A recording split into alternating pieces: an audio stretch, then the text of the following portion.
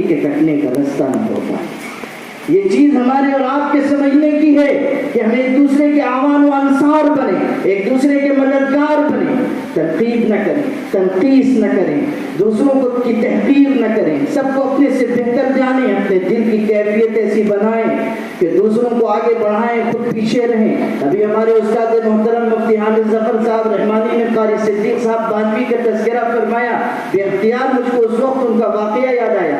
مولانا محمد زکریا سنبری ان کے چھوٹوں میں سے تھے، ان کے مدرسے میں استاد تھے، ہتھوڑا باندھا کا ابتدائی دور تھا، حالات ناسازگار تھے اور کوئی مالی معاونت نہیں ہوتی تھی۔ حضرت بچوں کو لے کے اپنے ہاتھ سے دیواریں کھڑی کر رہے تھے، درس دیتے تھے، کوئی مہمان آ جاتا تو کھلانے کے لیے کچھ ہوتا نہیں تھا، ایک برتن تھا۔ حضرت قاری صدیق صاحب وہ برتن لے کر محلے میں نکل جاتے تھے اور کہتے تھے لوگوں مدرسے میں مہمان آئے ہیں کچھ دے دو۔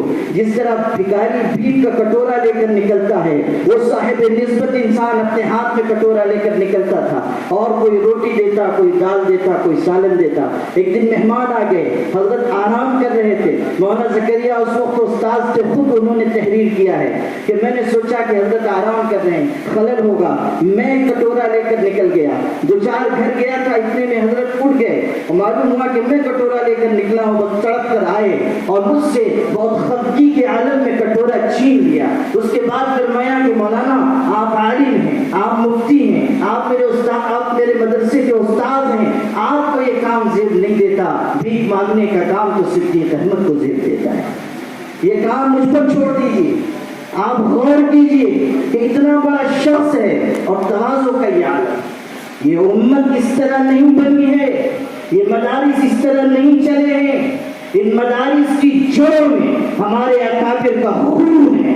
یہ مادر علمی یوں اس کے بر کو ثمر نہیں لہرا رہے ہیں، یہ حضرت مولانا عبدالاحد ازہری صاحب انہوں نے اپنی ساری زندگی اس ادارے کو دی ہے۔ میں کہتا ہوں ڈھونڈ کے لاؤ اس شخص جیسا کوئی شخص جو نازل ہونے کے بعد مدرسے کو 20 گھنٹے کا وقت دیتا ہو، سائیکل سے مدرسہ آتا ہو، سائیکل سے اپنے گھر واپس جاتا ہو۔ جس حیثیت کا یہ شخص ہے، اگر کسی دوسرے علاقے میں ہوتا تو لوگ اس کو پلکوں پہ بٹھاتے، لیکن افسوس کہ ہم نے قدر نہ کی، ہم نے ان کی عظمت نہ پہچانی۔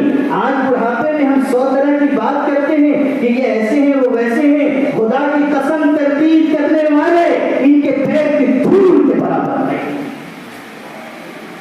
خدا تعالیٰ نے کیسے کیسے اکابر و اسلاف ہمیں عطا کیے، کیسے بزرگان دین عطا کیے، پوری زندگی جنہوں نے لٹا دی۔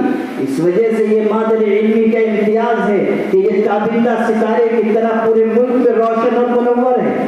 یہ قربانیوں کے بعد مرحلے آئے۔ حضرت مولانا عبدالحمید نعمانی صاحب کی قربانیاں کیا معمولی ہیں، کس طرح اس شخص نے اپنے آشیانے کو پھونک کر زمانے کو روشنی بخشی، کس طرح حضرت مولانا محمد حنیف صاحب ملی نے اپنے طلبوں کے چھالوں کو نہ دیکھا اور پیدل سفر کیے، بیل گاڑیوں سے سفر کیے۔ حضرت مولانا محمد ادریس عقیل ملی قاسمی صاحب اس بڑھاپے کی عمر میں جس جگر سوزی کے ساتھ اس مادر علمی کو آگے بڑھا رہے ہیں، یہ انہی کا حصہ ہے۔ حضرت مولانا عبدالحمید ازہری کی کیسی کاوشیں اس مدرسے کے لیے رہی ہیں، اور کتنے ہمارے اکابر، میں نام لوں گا تو وقت تنگ ہو جائے گا، خدا تعالیٰ ان سب پر اپنی رحمتوں کی بارش برسائے۔ یہ ہمارے اکابر ہیں، یہ ہمارا فخر ہے اور ان کی قیادت میں چلنا ہماری سعادت مندی ہے۔ میں ان سے کہتا ہوں، ہمارے اساتذہ سے اور آپ سب کی ترجمانی کرتے ہوئے کہتا ہوں کہ آپ فکر مند نہ ہوئیے، فکر نعمانی کے مطابق آپ کو اس مادر علمی کے لیے جو کچھ کرنا ہے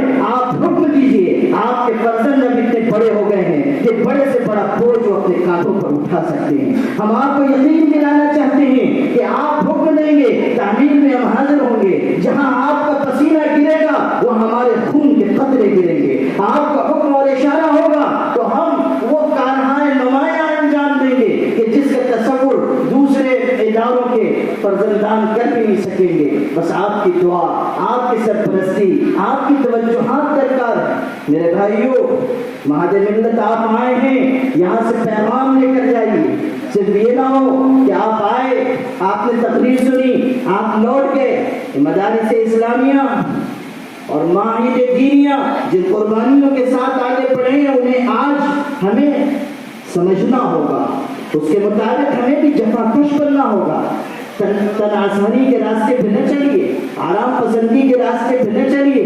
10-20 लोग मानने लग जाएं तो किब्र और गुरूर के रास्ते पे न चलिए, अपने अंदर तवाज़ो लाइए। हमारे अकाबिर का वर्षा तवाज़ो है, फरोतनी है, झुक जाना है, आजिज़ी इख्तियार करना है। मैं आपको क्या क्यों सुनाऊं?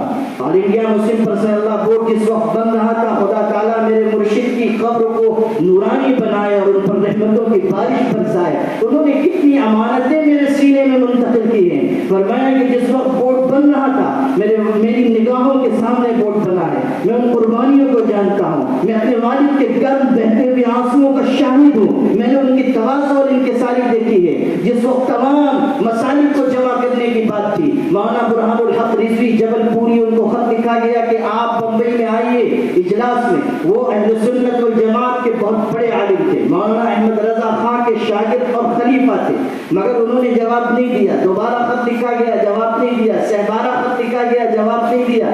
तब हमारे दो बड़े अजीम बुजुर्ग, दो अजीम खानवादों के चश्म चिराग, एक हजरत मौलाना सैयद मिन्नतुल्लाह रहमानी जो खानवादे नबूवत के थे, जो खानवादे शेख अब्दुल कादिर जीलानी के पर थे, वो और हकीमुल इस्लाम कारी मोहम्मद तैयब साहब दोनों सफर करके जबलपुर पहुंचे। उनकी मजलिस लगी हुई थी, चप्पल जूते रखने की जगह दोनों बुजुर्ग बैठ गए। कैसी तवाज़ो और फरोतनी है। जब मजलिस खत्म हुई, लोग कतार में लगकर मुसाफा कर रहे थे, उन्होंने भी कतार में लगकर मुसाफा किया। अजनबी चेहरे थे। मौलाना बुरहानुल हक ने कहा आप लोग कौन? तो मौलाना मिन्नतुल्लाह ने कहा मैं मिन्नतुल्लाह रहमानी हूँ, मुंगेर से आया हूँ। कारी तैयब ने कहा मैं मोहम्मद तैयब हूँ, देवबंद से आया हूँ। नाम तो सब जानते थे। उन्होंने इकराम किया, कहा कैसे आना हुआ? तो कारी तैयब साहब ने अपनी टोपी उतार कर उनके कदमों पर डाल दी और कहा कि मैं इस मुल्क में तहफ़्फ़ुज़ शरीयत की भीख मांगने आया हूँ, तहफ़्फ़ुज़ शरीयत की भीख मांगने आया हूँ। बस वो रो पड़े।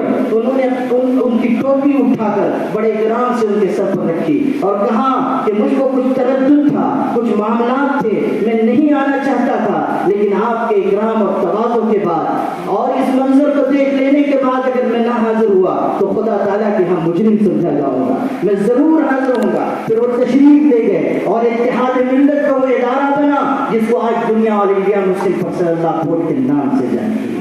मेरे भाइयों, आपकी एक ज़र्रीन तारीख है। मेरे भाइयों, आपकी तारीख अज़्म व अज़ीमत की तारीख है। मेरे भाइयों, आपकी तारीख बसीरत और बसारत की तारीख है। आपकी तारीख अपना आशियाना फूंक कर ज़माने को रोशनी बख्शने की तारीख है। आप अपनी तारीख के अमीन और वारिस बनिए, अपने वर्षे को ज़ाय न कीजिए। दुनिया की नमूद नुमाइश में रखकर, दुनिया की आसाइशों के पीछे जाकर अपने आप को बर्बाद न होने दीजिए।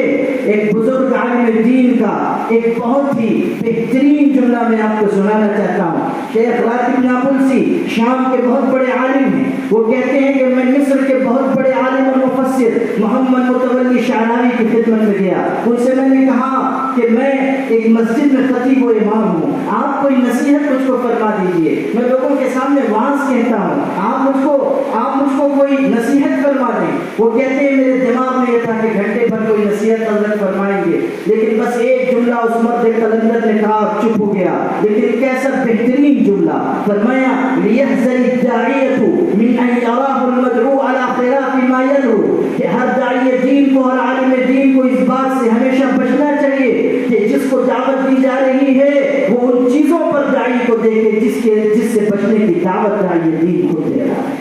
हमारा किरदार ऐसा हो कि हम लोगों के सामने पेश कर सकें। हज़रत दादा गंज बख्श लाहौरी रहमतुल्लाह अलैह जब पहुंचे थे लाहौर में तो उन्होंने खिदमत का रास्ता अपनाया, लोगों को करीब किया, किरदार पेश किया। चंद बरसों की मेहनत के बाद लाहौर में ये देखा गया कि आधा लाहौर मुसलमान हो गया, आधे लाहौर ने इस्लाम कबूल कर लिया। मुतअस्सिफ लोग कहते हैं कि इस्लाम तलवार के जोर से फैला है। मैं कहता हूँ कि तुम सच कहते हो, मगर इस्लाम लोहे और औलाद की तलवार से नहीं फैला, इस्लामी किरदार की तलवार से फैला है। इस्लामी किरदार ने लोगों के दिलों को फतेह किया है। वो अदाए दिलबरी हो कि नवाए आशिकाना जो दिलों को फतेह कर ले, वही बात के ज़माना। हमारी तारीख अकाबिर व असलाफ से जाकर मिलती है, जिनका ज़ुहद व तवक्कुल, जिनका इखलास व इसार, जिनके अखलाक, जिनका किरदार दुनिया में मिस्ल आफ्ताब व महताब रोशन है। हम ये कह सकते हैं कि ये अलग बात है कि चुपचाप کھڑے رہتے ہیں، پھر بھی جو لوگ بڑے ہیں بڑے رہتے ہیں، ایسے درویشوں سے ملتا ہے ہمارا شجرا جن کی ٹھوکر میں کئی تاج پڑے رہتے ہیں۔ آپ اپنے اندر استغنا کی جس کا جوہر پیدا کیجیے، لوگوں کے سامنے نہ جھکیے۔ حضرت رابعہ بصریہ کہتی تھی لوگوں سن لو، یہ دنیا خدا کی ملکیت ہے، اس خدا کی ملکیت کو خدا کے بندوں سے مانگ کر اپنے آپ کو پستی میں نہ گراؤ، اپنے اندر استغنا پیدا کرو۔ شیخ سعید حلبی کتنا بڑا عالم تھا، محدث تھا۔ شیخ سعید حلبی حلب میں شام میں ابراہیم پاشا نے جب وہ ملک فتح کیا، اپنے فتح کے غرور میں فاتحانہ جلوس نکالا، اعلان کیا جو سلامی دینے نہیں آئے گا گردن ماری جائے، اور اس کا منشا تھا حضرت کو قتل کرنا۔ جامع مسجد کے سامنے سے جلوس گزرا، حضرت اندر درس دے رہے تھے، نکل کر نہیں آئے، بادشاہ غصے میں اندر داخل ہو گیا، چاہتا تھا کہ قتل کر دے، لیکن ہمت نہ ہوئی، اور حضرت کا درس جاری تھا، کھڑا ہو کر سننے لگا۔ اس مرد درویش کے دل سے جو باتیں نکل رہی تھی اس کے دل میں پیوست ہو گئی۔ نہ تاج و تخت میں نہ لشکر و سپاہ میں ہے، جو بات مرد قلندر کی بارگاہ میں ہے۔ متاثر ہو گیا، لوٹا، اپنے خادم خاص کو ہزار اشرفیہ دی کا حضرت سے سلام کہنا، خدمت میں نذرانہ پیش کرنا، اس مرد درویش کی خدمت میں پیش کیا گیا۔ جب یہ آیا تھا ابراہیم پاشا تو حضرت پیر پھیلا کر درس دے رہے تھے، پیر میں درد تھا، پیر پھیلا کر درس دے رہے تھے۔ اب نذرانہ پیش ہوا، حضرت نے فرمایا سلم علی سیدک وقل لہ ان من یمد رجلیہ فلا یمد یدیہ، اپنے آقا سے جا کر میرا سلام کہہ دینا اور کہہ دینا کہ جو شخص پیر پھیلاتا ہے وہ کبھی ہاتھ نہیں پھیلاتا، جو شخص پیر پھیلاتا ہے وہ کبھی ہاتھ نہیں پھیلاتا۔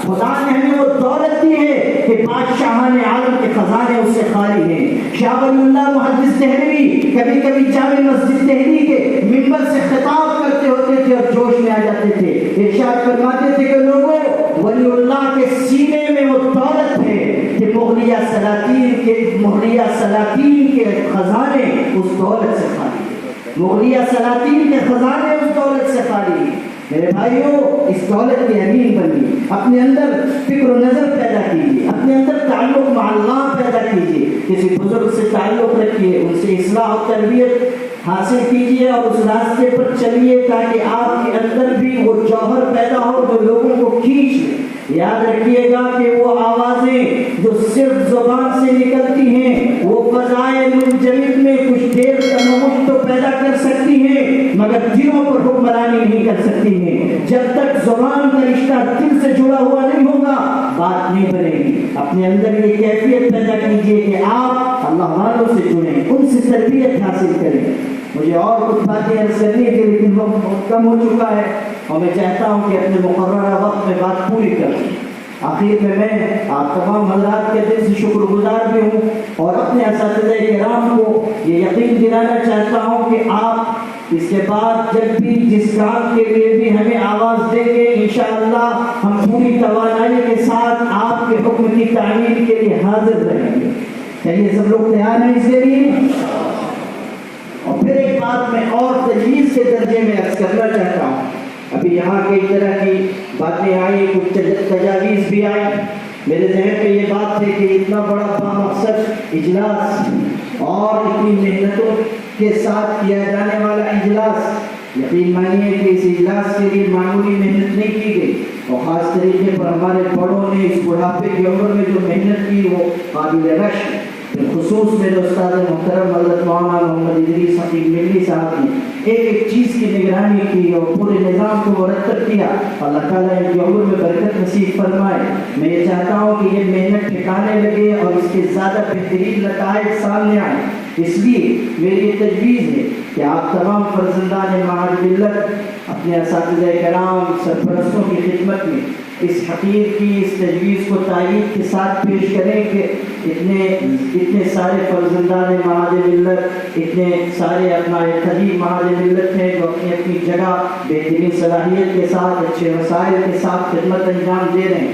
کیوں نہ ایسا ہو کہ ان تمام لوگوں کو ایک لڑی میں پرو دیا جائے، ایک زنجیر کی کڑیاں بنا دیا جائے اور کوئی ایسی تنظیم اپنائے معہد ملت کے نام سے بنے کہ جو اپنی مسلسل سرگرمیاں اپنے اپنے علاقے میں جاری رکھے اور سرگرم فضلائے معہد معہد ملت اپنی صلاحیت، اپنی صالحیت کے جوہر، اپنے وسائل کے ساتھ شریک رہیں، معہد ملت کی نیک نامی کا ذریعہ بنے. اور اسی کے ساتھ جب معہد ملت کو ضرورت پڑے طلبہ کی تو ہم طلبہ فراہم کریں، جب ضرورت پڑے مالیات کی تو ہم مالیات فراہم کریں.